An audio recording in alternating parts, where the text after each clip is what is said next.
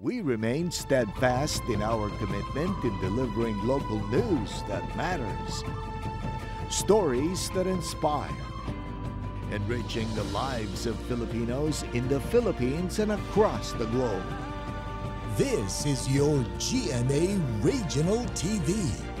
Buong puso para sa Pilipino. Kini ang At Home with GMA Regional TV.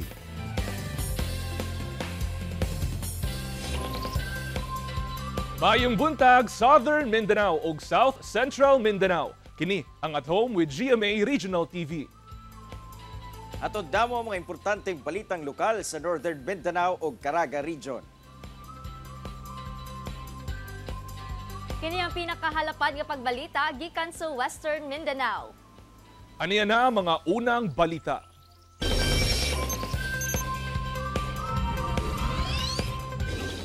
Mga kapuso, tungod sa pagtayog sa magnitude 6.4 nga linog sa pipila ka bahin sa Mindanao, dili una paagian ang overpass sa Matina Crossing, Davao City.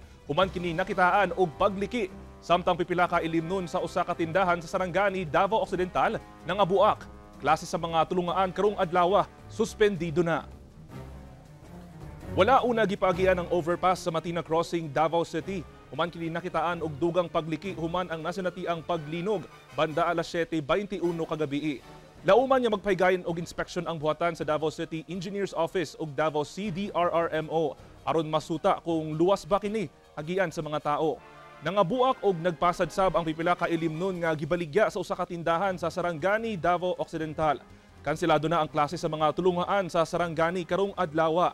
Kini aron makapahigayon og inspeksyon sa tanang school buildings aron masiguro nga luwas ang mga estudyante inigbalik sa klase. Sumala sa FIVOX, 7:21 kagabi nabati ang magnitude 6.4 nga linog kung asa natala ang epicenter niini sa Sarangani, Davao Occidental. Nabati ang intensity 1 to intensity 5 sa nagkadayang lugar sa Zamboanga Peninsula, Northern Mindanao, Davao Region ug Soc-Sargen. Sa kasamtangan, ginasuta pa kung duna bay natala nga danyos ang maong linog.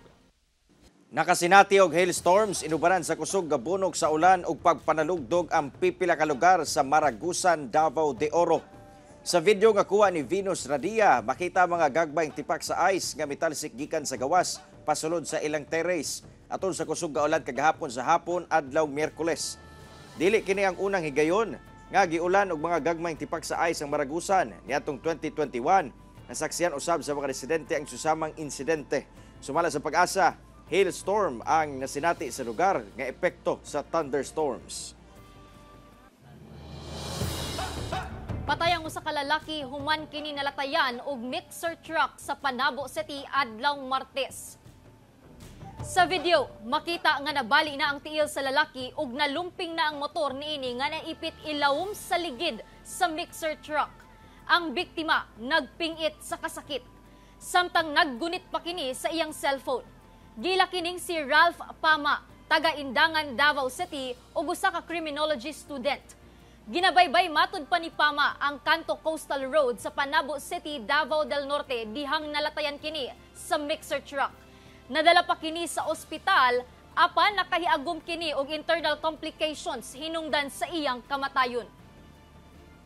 Sugod karong Domingo, ipatuman na sa LTFRB ang piso nga provisional increase sa pamiliti sa mga pampublikong jeep. Mga driver ug pasahero, managlahi ang reaksyon. Aniya ang among hiniusang report ni Efren Mamak. Giaprubahan na sa Land Transportation and Regulatory Board ang 1 peso provisional jeepney fare increase sa tibuok nasod, sumala sa LTFRB. Epektibo ang maong increase sa Domingo, October 8, alang sa traditional ug modern jeepney. Alang sa traditional jeepney, 13 pesos na ang minimum fare gikan sa 12 pesos. Samtang 15 pesos usab ang bagong plitihan sa modern jeepney gikan sa 14 pesos kaniadto. Butang nga gikalipay sa ubang PUJ driver. Apan alang sa uban, dili kini paigo. Okay kaya na, kaya perti pang mahala nagpupudron sa kuan krudo. Halos di na magwantag. Kulang siguro sir, kaya sobrang man ang kataas krudo god. Kanya ang amo ang arkila mahal pod sa jeep. Samtang duna say nagkadayang reaksyon ang mga pasahero sa ipatumang usbaw sa plitihan. It's another burden to the commuters. Wala tayong magawa. Tumataas ang fuel. Okay lang man. Okay lang? Okay kayo tingnan naman? Wala man. Musabot man pud mi kay pangita man pud na sa ubang mga jeep. Sumala sa ubang transport group, dili paigo ang maong fare increase. Kung tanaw na ang presyo sa diesel, dapat 15 ang minimum. Tungkol sa presyo sa diesel, taas naman kayo. Iwala pa yun sa gobyerno katong fuel discount. Unta, plano na na yun, inisaka sa diesel. Dapat saka po lang papasahe. Gikalipay sa ubang PUJ driver ang pag-aproba sa LTFRB sa piso provincial fare hike sugod karong Domingo. Kana sa pagkuan kaming malipay mi nga mga driver kung mo saka og peso kay sa pagkaron ni kuan ba ang diesel ni saka kabad dili mi basta-basta pud mo pasaka kung dili galing sa LTFRB. Apan managlahi ang komento sa ubang commuter sa syudad. If ever kailangan talaga to help our drivers, okay lang po, wala po tayong magawa. Siguro ang hingi na lang sa gobyerno is increase din nila yung salary ng mga workers. Hindi po, kasi bilang estudyante parang dagdag dagdag bayad sa dagdag budget po. Matud sa LTFRB 9, ang maong fare hike tubag sa hangyo sa mga PUJ operator sa nasod gumikan sa nagkamahal nga presyo sa diesel. Alam naman natin ang diesel ngayon is about 70 pesos sa area natin. Mas mataas parang previously. Last time 60 plus ang pinakamataas, naabot na 70. That's why there's a need to increase the fare. Para naman malugi ang ating mga namamasada. Sa karon, giawhag sa LTFRB 9 ang mga jeepney driver nga mukuha sa printed new fare matrix. Gipasabot sab sa LTFRB nga temporaryo lang ang provincial fare increase hangtod sa ma-resolve ang main petition alang sa permanent increase. Base fare ang maapektuhan sa provincial fare increase ug dili ang pamiliti sa mosunod nga kilometro. Sa karon, wala pay bagong fare matrices nga gipagula ang LTFRB. Kauban si Mel Colmenares sa kamera. Ako si Kent Abrigana. Kauban si Sim Romero sa kamera. Ako si Efren Mamak. Para sa At Home with GMA Regional TV. Mga nagkadayang inisyatibo, ideya ug innovation nga magamit sa disaster response ug risk reduction ang gipakita atol sa Handa Pilipinas 2023 Mindanao Leg nga gipahigayon sa Cagayan de Oro City. Nagkadayang LGU sab sa Tibok Mindanao nagpakita og suporta og kooperasyon sa proyekto. Ani ang report. 3, 2, 1. Opisyal nang gisugdan ang tulo ka adlaw nga Mindanao Leg sa Handa Pilipinas 2023 Disaster Risk Reduction Management Expo nga gipahigayon sa Cagayan de Oro City. Kinisubay sa tema nga Enhancing Resilience and Sustainability for Mindanao. Gipasigarbo sa Department of Science and Technology ang mga nagkadayang imbensyon, ideya, ingon man inisyatibo gikan sa mga nagkadayang inventor o ahensya sa gobyerno. Usa sa mga makabilib nga imbensyon ang gitanyag sa FIVOX. Usa sa mga ekipo nga naa dinhi karon sa Handa Pilipinas nga gitanyag sa FIVOX kining earthquake simulator o ang mahimo ani pwede niyang ipa-feel sa imo kung unsa ka kusog ang experience sa usa ka intensity o linog nga mahitabo sa atuang lugar. So dapat pag mohunong na ang linog, dapat kuan din i-secure mo kagulingon nimo adto ka dito sa mga open space. Hinahinay. Hinahinay ka dito, dili ka magdagan, gumikan ka delikado kag matumba ka noon. So adto din ka sa open space. While shaking pa, ayaw sa og move. Drop, cover and hold ka. Gihatagan o gibugaton sa DOST ang importansya sa pagtanom og kawayan nga makatabang sa pag-address sa greenhouse gases. Nindot sab matud pa kini sa pagpalig-on sa kayutaan nga makalikay sa pagbaha o pagdahili sa yuta. Ang hangarin ko at hangarin ng DOST na sa kasalukuyan ay napapansin o nakikita ang Pilipinas na biktima ng mga natural na panganib, victims of disasters, ay dapat mangyari na hindi tayo apektado and we will become victors over disasters. So from victims to victors. Suportado sab sa DILG ug nagkadayang LGU ang programa sa DOST sa disaster response o risk reduction. We are thankful with the pronouncement of the Good Secretary wherein there are already new tools and technologies. This will help these local chief executives to mandate their technocrats that compose their local councils to revisit their plans to ensure that they can utilize the new technologies and tools that are part of this exhibit that we have right now. Ano ibig sabihin ng resilience? For most people, they talk about resilience as makabangon after a disaster. But that's not enough. Because yung makabangon after a disaster, pwedeng bumangon napakatagal. Kauban si Makoy Simpron sa kamera.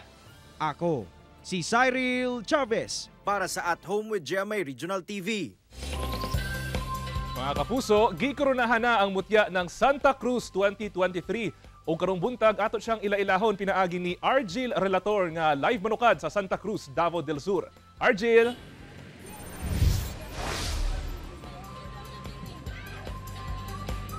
Yes, kaya gikoronahang mutya ng Santa Cruz 2023 ang 24 anyos nga representante gikan sa Barangay Bato. Gikan sa casual wear, swimwear, evening gown o preliminary question and answer, nagtigi ang 16 ka mga kandidata gikan sa nagkadaiyang barangay aron masungkit ang corona isip mutya ng Santa Cruz 2023. Gikan sa 16, gipili ang top 10 nga mao inisalang sa laing round sa Q&A o gipili ang top 5 nga mao nitubag sa usalang kapangutana. Gipakiligsab ni Asia's romantic balladeer kapusong Christian Bautista ang mga kandidata sa iyang pangharana kanila on stage o gikantahan sab ni ini ang crowd. Og sa ulahi, gikoronahang mutya ng Santa Cruz 2023 ang 24 anyo sa kandidata gikan sa Barangay Bato nga si Mary Ann Grace Carlon. Lakip sa iyang advokasya ang pagpromotar sa mental stability ug self-awareness aron mabatukan ang pressures nga nagapalibot labi na sa kabataan. Kan karong bantaga sa karon padayon ang ginapahigayon nga Grand Parade gikan sa Santa Cruz Elementary School padulong na sa New Government Center o ganis no makita ano gikan sa kadaiyang ahensya sa gobyerno, pribadong sektor o organisasyon ang nisalmot gayod sa parada. Kent. Congratulations sa atong bag-ong mutya ng Santa Cruz 2023, Argil, no? Daghang salamat, Argil, ug mayong buntag sa inyo diha. Kini ang At Home with GMA Regional TV.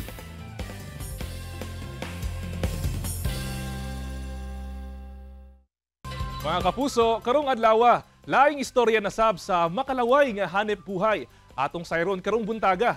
Unsa kaha kini? Atong sayron ang detalye sa live report ni Abby Caballero. Abby, a beautiful morning kanimo.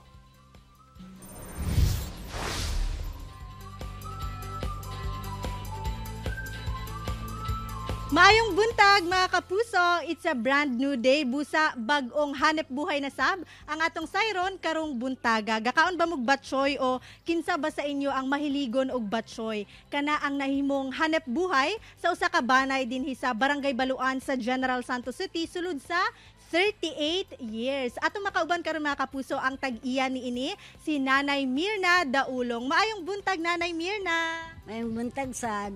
Ayan, happy kayo si Nanay no atong makitaan gyud sa iyang smile nga nagmalampuson gyud ang iyang negosyo. So Nay Mirna, paunsa ba nagsugod ang imong negosyo nga batsoy ug kang kinsa nagikan ang recipe? Kay kinsa nimo natun-an? Sa akong lulo sa Jensan Public Market sa unang panahon pa. So paunsa ka nag-decide Nay Mirna nga magsugod pud kag imuhang batsoyan? Noong 1984 kay nagbalik ko sa akong baryo, may mga anak kong tulo ka buok nga tapos wala mo ko hanap buhay nga pag balhin ako dire nangita ko pamaagi nga ingon ako maluto na lang kong batsoy. Tapos mga dagdag naman nga daing putahe po. So paunsa ba natabangan o paunsa nakatabang ang imuhang negosyo nga batsoy nay sa inyong panginabuhian o sa inyong pangapang-adlaw-adlaw nga panginahanglanon? Mao gyud ni akong gisaligan gyud batsoy gyud kay eskwela gud na elementary ang tud nag high school, iba-iba pagud nga eskwelahan sa trade ang panganay ko tapos ang duha ko anak sa buayan pa nag-eskwela tapos ang akong kuan batsoy lang gyud. Mao nang among kuan magamay man magdagan man pero mao paigo lang gyud. So mao na gyud ang nahimong main source of income ninyo nay no. So sa 38 years na syempre ginadayo naman gyud ang imuhang batsuyan dinhi, dili lang mga taga Barangay Baluan, dili lang mga taga kasikbit nga lugar, pati mga taga South Cotabato pod. Sa matag adlaw ba nay pila ang average ka serve nga inyong mahalin? Murag mga 50 kapin. O mga dagang take out eh. So dili man gyud lalim na no ang 38 years pod nga pagnegosyo. Unsa bay mga challenges nga inyong naagihan o paunsa ninyo kini nasugakod? Tiyaga lang, antos lang bisag gamayng income, ipaigo lang. So sa ato mga kapuso nga nananaw karon na Mirna nga nagasugod pala og negosyo ug katong sa mga buot sab magnegosyo, unsay tips nga mahatag nimo sa ila kay syempre di ba nay sa pagnegosyo dili man kanunay o dili matag adlaw nga parehas ang income nga dako karong adlaw pagkaugma lahi naman pod, unsay ikatambag nato kanila? Hindi, tiyaga lang. Kung halimbawa maghina, hindi lang magdulaan sing pag-asa kay may ugma pa man. So mo nang ginaingunay nga may bukas pa. Ayan. So mga kapuso, ana-ana ta karon sa akong favorite part. Ato nang tilawan ngano kaha ginabalik-balikan ang batchoy ni Nanay Mirna ngano kaha ginadayo kini. So ato na kining i-try karon. So Nanay Mirna, excited na gid ko nga i-try. So kani mga kapuso, wala pa koy gibutang nga ano mga kapuso nga paminta or toyo, wala pa kaning original pa jud ni siya nga timplada. Original pa gini siya nga timplada nila Nanay Mirna. So akong tilawan una ang sabaw. Init-init pa gyud siya mga kapuso. So careful, medyo nagakurog ko na. Nga naman eh. Flavorful kaayo siya mga kapuso. Sakto lang gyud siya ang lasa bisan wala pa toy toyo og paminta. So akong tilawan ang ilahang meat pork man ni siya nay no. Pork. Sakto lang pud gyud ang kahumok sa ilahang meat. So kadto mga kapuso kaganiha di ay ako na matikdan samtang ginaluto pa ni nila Nanay Mirna. Daghan silang lamas nga ginabutang. So mao siguro ni pod ang rason nga nung flavorful kaayo siya kay wala nila ginatipid sa lamas. O sa ato mga kapuso nga mga Ilonggo nga nananaaw karon, for sure Nanay Mirna daghan gyud sa ato mga kapuso nga kakauno na og batchoy kay kining batchoy day mga kapuso usa ni sa paborito nga pagkaon sa atong mga kapusong Ilonggo. Kay gani mga kapuso, doon na di ba tayo ginatawag sab nga Lapaz Batchoy na no. So ang Lapaz Batchoy mga kapuso, nagikan na siya sa Lapaz District. Ang ngalan nga Lapaz Batchoy, nagikan sa Lapaz District. Ang Lapaz District mao kana siya ang kasikbit nga lungsod sa Iloilo City. Tapos ang original nga recipe di ba nay sa Batchoy kay nagikan sa Lapaz District, maong gitawag kini nga Lapaz Batchoy. O so mga kapuso, ako sang humanon og kaon ha kay gusto na gyud ako siya dunay kay lami gyud kayo siya. Sa ato mga kapuso diha nga buot matilawan ang lamian nga batchoy ni Nanay Mirna. Bisita na mo dinhi sa Purok Pantay-Pantay, Barangay Baluan sa General Santos City. Balik ko sa dinha sa inyo sa studio. Lamya po daan ang inyong batchoy dinha, kapusong Abi oh. Daghang salamat Abi and maayong buntag sa inyo diha. Kapin 30 ka mga personahe sa Zamboanga City Police Office nga adunay paryente o kabanay nga mudagan sa umaabot nga barangay ug sangguniang kabataan elections gipang reassign na. Samtang ZCPO ginalaraw ang zero casualty incident alang sa umaabot nga eleksyon. Ani ang report. Karong taliabot na ang barangay ug sangguniang kabataan elections. Todo na ang pagpangandam sa Zamboanga City Police Office alang sa pagsiguro nga hapsay ug magmalinawon ang eleksyon karong tuiga. Anaa sa 700 ka police personnel ang i-deploy sa Dibok Syudad aron magbantay sa seguridad panahon sa eleksyon. Apan 35 niini ang na-identify nga adunay mga paryente o kabanay nga mudagan o mukandidato karong eleksyon.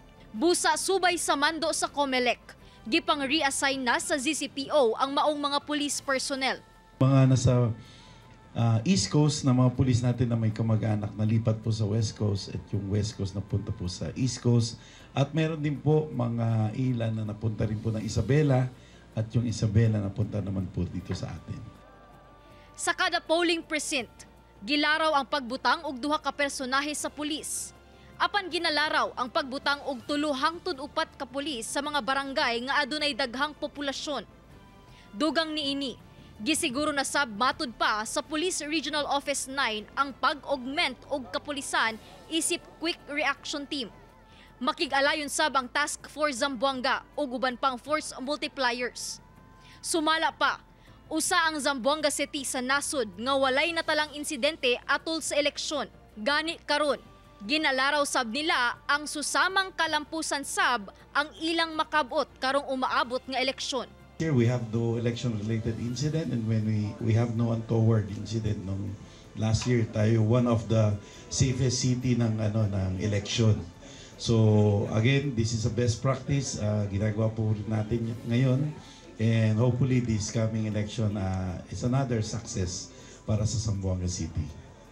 Kauban si Sim Romero sa kamera. Ako si Chris Dapitan para sa At Home with GMA Regional TV.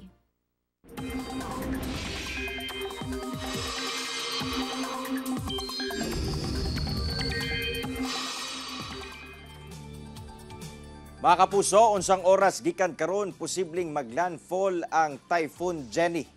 Base sa forecast track sa Pag-asa, moigo ang bagyo sa southern Taiwan. Unyang gabi, posibleng mugawas na sa PAR ang bagyong Jenny. Apan bisa na niini, ang gyapon pangandaman ang pag-ulan tungod ginabira gyapon sa bagyo ang hanging habagat.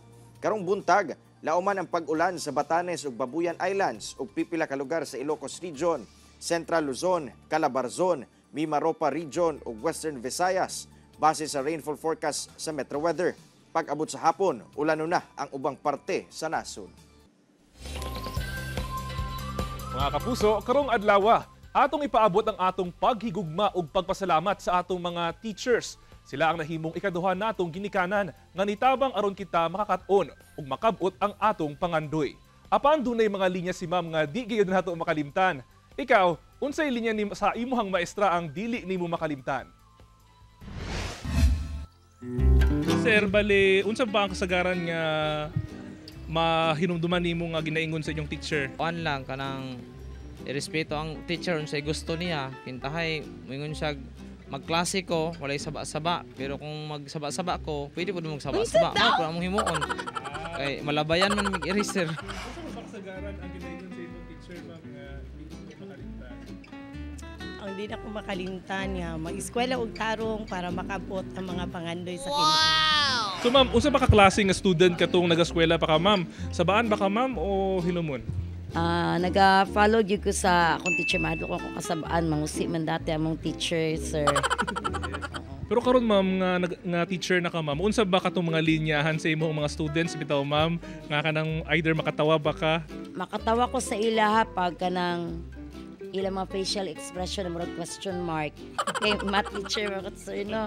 Makatawas ko sila karang biglaw gyud mo sila tawag, especially katong mga noisy. Pag tawagon nimo sila ipa-oral, murag mo sila nabigla, mo sila kitag aswang. Unsa ba ang dili nimo makalimtan ma'am nga ginaingon sa imong teacher? Asila, erase the blackboard o copy this. Sabaan ba ka dati ma'am or behave? Grade 1 to grade 3 behave kay ko. Wow! Kay hadlok tawagon og teacher. Baka grade 4, grade 5, grade 6 di ay ma'am? Piting si Pata.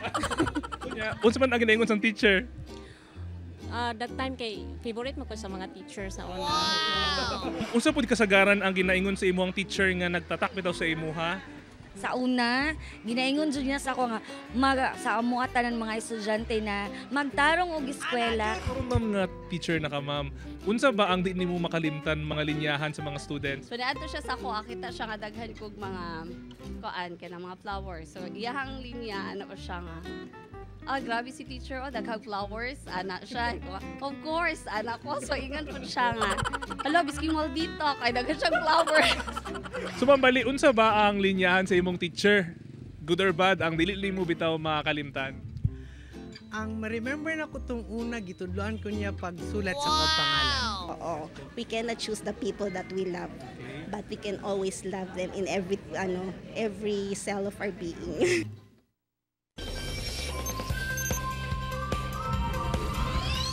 21 ang patay dihang nahulog gikan sa overpass ang usa ka bus sa Italy.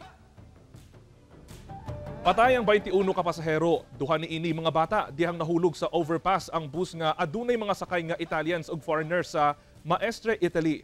Puno kuno sa pasahero ang maong bus nga mibiyahe sa City of Venice gikan sa ilang trabaho. Nasayran sab nga Ang anaa sa 18 pa kapasahero sa bus ang nasamdan sa insidente. Padayon ang investigasyon sa otoridad sa hinungdan nga na-overshoot kini ug nahulog sa overpass. 5 kaagilang na rescue sa Department of Environment and Natural Resources sa nagkalain-laing lungsod sa Zamboanga del Sur ug Zamboanga Sibugay. Gipangbuhian na pagbalik sa kalasangan. 2 ka Brahmi kites ug 3 ka Serpent Eagles ang gipangbuhian na sa mga personahe sa DENR 9 pagbalik sa kalasangan ug natural habitat niini sa barangay Palomok, Titay, Zamboanga, Sibugay. Ang maong 5 ka mga agila na rescue sa DENR 9 sa managlahing lugar sa Zamboanga, Sibugay ug Zamboanga del Sur karong tuiga.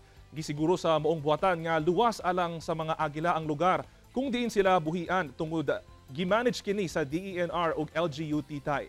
Padayon ginapahimangnuan ang publiko nga i-report sa otoridad ang bisan unsang wildlife nga makita o madakop. Protektado ubos sa RA 9147 o ang Wildlife Resources Conservation and Protection Act of 2001 ang bisan unsang matang sa wildlife species sama sa agila. Mga kapuso, 81 days na lang, Pasko na!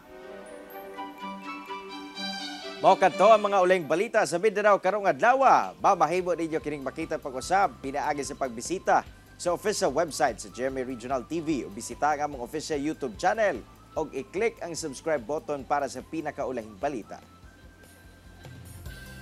Daghang salamat sa mga kapuso sa Mindanao nga nagalantaw kanamog sa mga kapuso abroad. Padayon lang sa pagtutok sa mga lokal nga balita matag adlaw tungod sa GMA Regional TV. Local news matters.